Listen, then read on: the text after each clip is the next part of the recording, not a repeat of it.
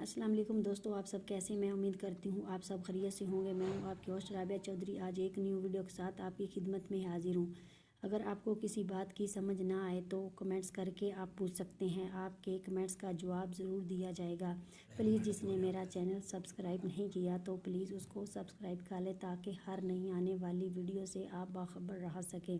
तो चलती हूँ वीडियो की तरफ।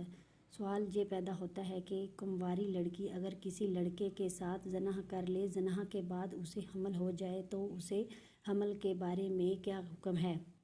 लड़की और लड़के दोनों पर तौबा इस्तग़फ़ार लाज़िम है। दोनों को चाहे कि अल्लाह ताला से रो रो कर अपने गुनाहों की माफ़ी मांगे और सच्चे दिल से तौबा करे कि फिर गुनाह नहीं करेंगे।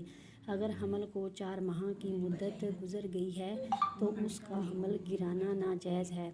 4 महीने से पहले हमल गिराने की गुंजाइश मौजूद है। हमल अगर ना गिराया जाए तो पैदा होने वाला बच्चा हरामी होगा। अगर आपको वीडियो अच्छी लगे तो प्लीज़ कमेंट्स करके ज़रूर बताएं। मिलती हूँ नेक्स्ट वीडियो में, तब तक के लिए अल्लाह हाफिज़।